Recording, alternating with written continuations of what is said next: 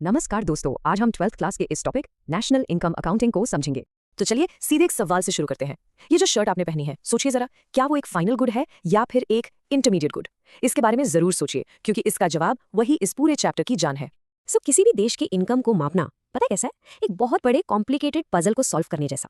और इस पजल को सॉल्व करने के लिए हमें प्रोडक्शन के फ्लो को, उसके बहाव को ट्रैक करना होगा।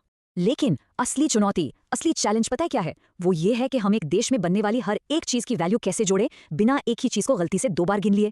यही वो प्रॉब्लम है जिसे नेशनल इनकम अकाउंटिंग सॉल्व करती है। तो इस इतने बड़े पजल को आसान कैसे बनाएं? चलिए एक काम करते हैं। एक छोटी सी सिंपल सी इकोनॉमी इमेजिन करते हैं, जिसमें सिर्फ 2 लोग हैं, एक किसान और एक बेकर। तो इस कहानी में हमारे पास 2 मेन कैरेक्टर्स हैं। पहला एक किसान जो गेहूं उगाता है, और दूसरा एक बेकर जो उस गेहूं से ब्रेड बनाता है। एकदम सिंपल प्रोडक्शन चेन है, राइट? ओके, तो सबसे पहले ये इंटरमीडिएट गुड आखिर होता क्या है? देखिए, सिंपल सी बात है। ये वो सामान है जिसे किसी दूसरी चीज को बनाने के लिए कच्चा माल यानी रॉ मटेरियल की तरह यूज किया जाता है।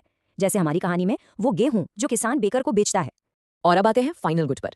ये, जैसा कि नाम से ही लग रहा है, इंटरमीडिएट गुड का बिल्कुल उल्टा है। ये वो चीज है जो आखिरी इस्तेमाल के लिए बनी है। अब इसके आगे इस पर और कोई काम नहीं होगा, जैसे वो ब्रेड जो बेकर सीधा कस्टमर को बेचता है। ओके, तो अब वक्त आ गया है इस छोटी सी इकोनॉमी के टोटल प्रोडक्शन को कैलकुलेट करने का, पर आराम से, क्योंकि यहीं पर सबसे कॉमन गलती होती है। देखिए, अगर हम बिल्कुल सीधा साधा हिसाब लगाएं, किसान के 100 रुपए का गेहूं प्लस बेकर की 200 रुपए की ब्रेड, तो टोटल कितना हुआ? 300, राइट? रॉन्ग, ये बिल्कुल गलत है। अब आप सोचेंगे गलत क्यों है? प्रॉब्लम ये है दोस्तों कि उस 200 रुपए की ब्रेड की कीमत में गेहूं की कीमत तो पहले से ही जुड़ी हुई है। तो हमने क्या किया?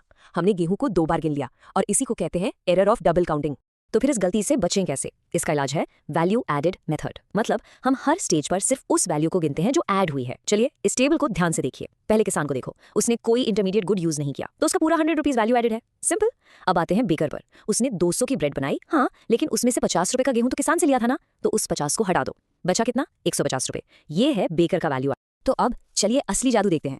दोनों के वैल्यू एडेड को जोड़ दीजिए, 100 रुपए किसान के और 150 रुपए बेकर के। सही जवाब क्या निकला? 250 रुपए। और जानते हैं ये 250 रुपए क्या है? यही है इस छोटी सी इकोनॉमी की असली टोटल वैल्यू। यही है इसका ग्रॉस डोमेस्टिक प्रोडक्ट यानी कि जीडीपी। तो किसान और बेकार की इस छोटी सी कहानी से हमने ये तो समझ लिया कि वैल्यू कैसे क्रिएट होती है और पैसा कैसे एक हाथ से दूसरे हाथ जाता है। लेकिन अब चलिए इस छोटे से एग्जाम्पल से बाहर निकलते हैं और देखते हैं कि ये पूरी इकोनॉमी में कैसे काम करता है। देखिए, इकोनॉमी में पैसा कभी एक जगह रुकता नहीं है, ये हमेशा घूमता रहता है एक सर्कुलर फ्लो में। जरा इस डायग्राम पर नजर डालिए। एक तरफ है हाउस होल्ड्स, मतलब हम और आप जैसे लोग। दूसरी तरफ है फर्म्स यानी सारी कंपनियां। अब देखिए, हम लोग फर्म से सामान खरीदते हैं तो पैसा हमारी जेब से निकलकर फर्म्स के पास जाता है, और फिर हम इन्हीं फर्म्स में काम करते हैं तो वही पैसा सैलरी बनकर वापस हमारी जेब में आ जाता है। देखा, ये एक सर्कल है जो चलता रहता है, चलता रहता है। तो इसका मतलब क्या हुआ? एकदम सिंपल शब्दों में, एक इंसान का खर्चा हमेशा किसी दूसरे इंसान की इनकम होता है। बस यही है सर्कुलर फ्लो का सबसे बड़ा रूल। चलिए, अब जब हमने इनकम के इस फ्लो को समझ लिया है, तो नेशनल इनकम को पूरी तरह से समझने के लिए कुछ और इंपॉर्टेंट कॉन्सेप्ट्स को जानना जरूरी है। इनमें से 2 हैं स्टॉक और फ्लो। तो स्टॉक और फ्लो में आखिर फर्क क्या है? बहुत आसान है। पानी की टंकी के एग्जांपल से समझते हैं। मान लीजिए अभी ठीक इस वक्त सुबह के 10 बजे टंकी में 500 लीटर पानी है। ये क्या है? ये है स्टॉक, एक पर्टिकुलर पॉइंट इन टाइम पर। लेकिन जो नल से पानी टंकी में गिर रहा है, मान लीजिए 10 लीटर्स पर मिनट, वो क्या है? वो है फ्लो, जिसे हम एक टाइम पीरियड में नापते हैं। सिंपल। चलिए अब एक और टर्म देखते हैं, कैपिटल गुड्स। सिंपल भाषा में ये वो चीजें हैं जो दूसरी चीजों को बनाने में हेल्प करती हैं, जैसे कि फैक्ट्रीज में लगी बड़ी बड़ी मशीन्स, टूल्स। ये प्रोडक्शन प्रोसेस का हिस्सा तो है, पर खुद बदलती नहीं है। तो फिर डिप्रिसिएशन क्या है, जिसे हम हिंदी में घिसारट भी कहते हैं? सोचो, एक फर्म ने एक नई मशीन खरीदी। अब सालों साल वो मशीन चलेगी, यूज होगी, तो उसमें थोड़ी बहुत टूट फूट तो होगी ना, उसकी वैल्यू कम हो जाएगी। बस हर साल मशीन के वैल्यू में जो ये कमी आती है, उसी को हम डिप्रिसिएशन कहते हैं। इसका एक सिंपल सा फॉर्मूला है, net investment is equal to gross investment minus depreciation. मान लीजिए एक कंपनी ने इस साल 10 नई मशीन खरीदी, ये हो गया उनका ग्रॉस इन्वेस्टमेंट। लेकिन इसी साल उनकी 2 पुरानी मशीनें घिस घिस कर खराब हो गई, वो हो गया डिप्रिसिएशन। तो कंपनी के पास असल में कितनी नई मशीनें जुड़ी?